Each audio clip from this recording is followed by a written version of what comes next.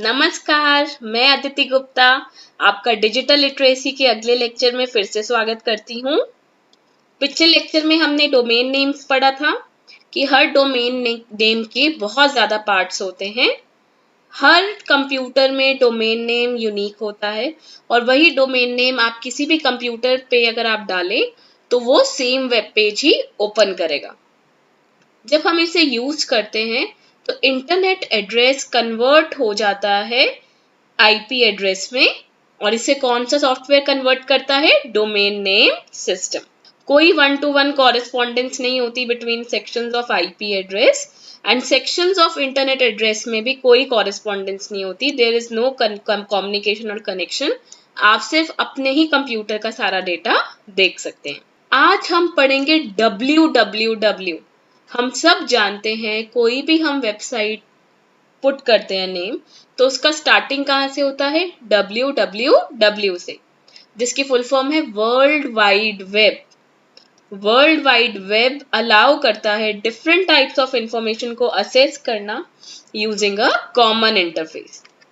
तो जो www है ये हमारे पास वर्ल्ड वाइड वेब, जैसे नाम से ही पता चल रहा है पूरे वर्ल्ड में, और एक वेब होता है जाल, वैसे ही जाला जैसे इसने पूरे इंटरनेट पूरे अर्थ प्लैनेट को कवर कर रखा है इसमें। तो आप दुनिया के किसी कोने में www यूज करके कोई भी डोमेन नेम डालेंगे तो वो वेबसाइट ओपन होगी।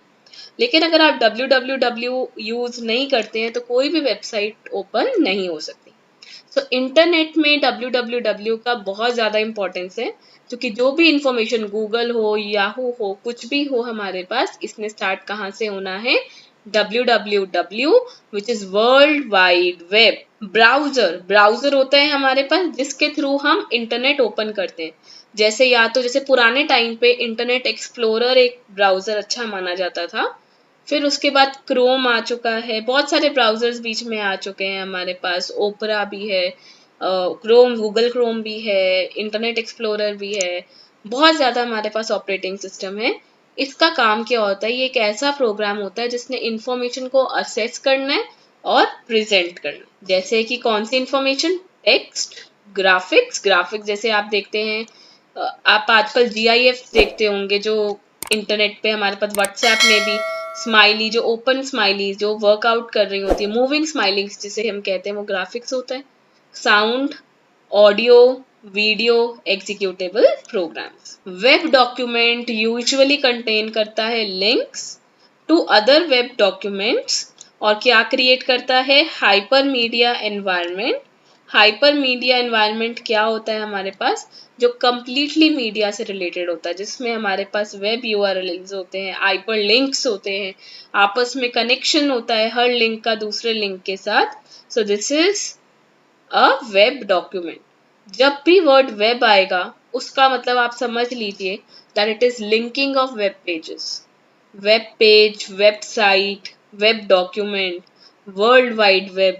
So it is basically the internet linking. The term web comes from the fact कि जो information है ये organization में linear fashion में नहीं है। अब linear fashion क्या होता है? linear मतलब सीधी सीधी एक ही लाइन में, नो। ये हमारे पास जो इंफॉर्मेशन है जो नहीं है इसमें, वो लीनियर की बजाय बहुत रैंडम फैशन होता है। कुछ ज़्यादा हमारे पास इंफॉर्मेशन आ रही है, कुछ जा रही है, कुछ एक्सेस हो रहा है, कुछ नहीं हो रहा है।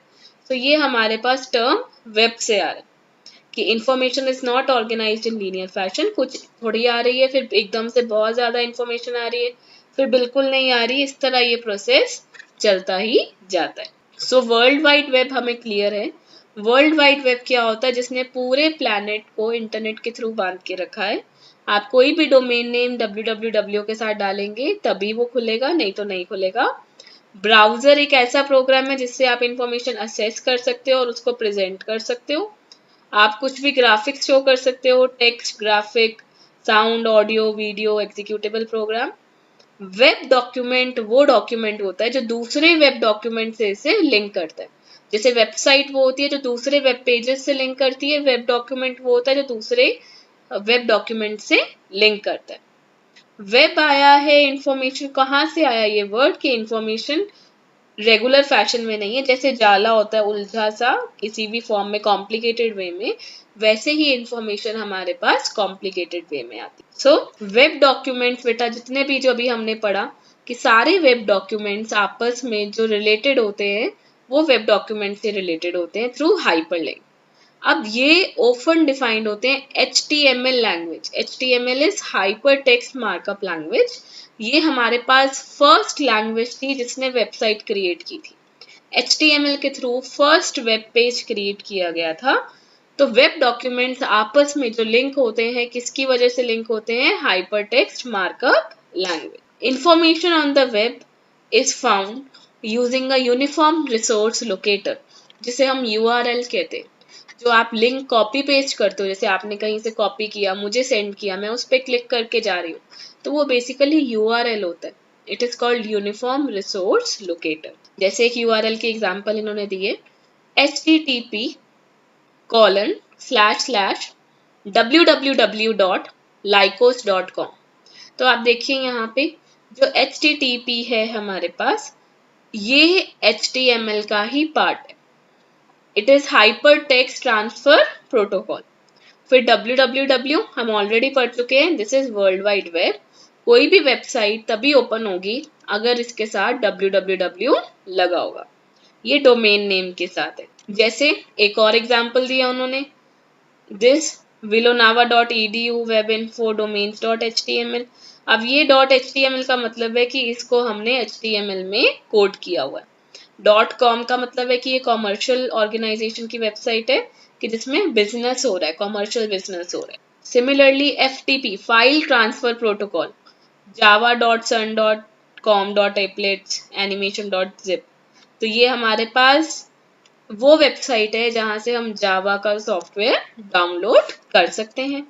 और फाइल ट्रांसफर प्रोटोकॉल, एक फाइल दूसरे कंप्यूटर में ट्रांसफर हो रही है किस प्रोटोकॉल की वजह से? फाइल ट्रांसफर प्रोटोकॉल, जिसको हम शॉर्ट फॉर्म में FTP कहते हैं। सो URL क्या होता है? Indicates a protocol HTTP। और क्या करता है? आप यहाँ देखिए पूरे URL में क्या क्या आ रहा है। एक तो HTTP आ रहा है, एक डोमेन नेम आ रहा है, और डॉक्यूमेंट की स्पेसिफिकेशन कि कॉमर्शियल है, एजुकेशनल है, HTML है, जिप फाइल है कि कैसी फाइल है। सो ये हमारे पास URL होता है। www का टॉपिक यहाँ पे फिनिश होता है। अगला टॉपिक जो हम आने वाले लेक्चर्स में पढ़ेंगे वो है ईमेल कम्युनिकेशन। ईमेल की फुल फॉर्म होती है इलेक्ट्रॉनिक मेल। जब पहले टाइम पे हम लोग इंफॉर्मेशन ट्रांसपोर्ट करते थे वो हम करते थे थ्रू लेटर्स, चिट्ठियां लिखते थे। फिर चिट्ठियों में क्या प्रॉब्लम आया कि एक तो चिट्ठी पहुंचती, हमने लिखी कभी होती थी, पहुंचती बहुत देर बाद थी। दूसरी दिक्कत इसमें ये आई, कई बार चिट्ठियां पहुंचती ही नहीं थी सही एड्रेस पे, किसी की चिट्ठी कहीं पहुंच जाती थी, कई बार बीच में गुम ही हो जाती थी। सो इस वजह से हमने एक चीज सोची कि हम चिट्ठी की बजाय एक ईमेल कम्युनिकेशन करें कि किसी को ईमेल लिखी, फिर अगला पर्सन अपना अकाउंट खोले, अपनी ईमेल्स चेक करे, फिर ईमेल्स चेक करके उसका रिप्लाई करे। फिर ईमेल्स में एडवांसमेंट होता गया। स्टार्ट हुआ हमारा बेसिक से, फिर याहू आ गया, फिर आगे जीमेल आ गया, फिर आगे और वेबसाइट्स आती गई हमारे पास। तो ईमेल कम्युनिकेशन हमने क्यों चूज किया? वन, चीपेस्ट वे, सबसे ज्यादा कॉस्ट इफेक्टिव है, बिल्कुल पैसे नहीं लगते इसमें। नंबर 2, फास्ट है। नंबर 3, रिलायबल है कि हमें पता है इसने पहुंचना ही पहुंचना है। तो इस वजह से ईमेल कम्युनिकेशन रखी गई। तो अब हम लोगों को www, हमने HTML पढ़ लिया, www पढ़ लिया, DNS पढ़ लिया, डोमेन नेम पढ़ लिया। तो अब हम नेक्स्ट चैप्टर अगले लेक्चर में स्टार्ट करेंगे विच इज ईमेल कम्युनिकेशन। आज के लिए इतना ही, धन्यवाद।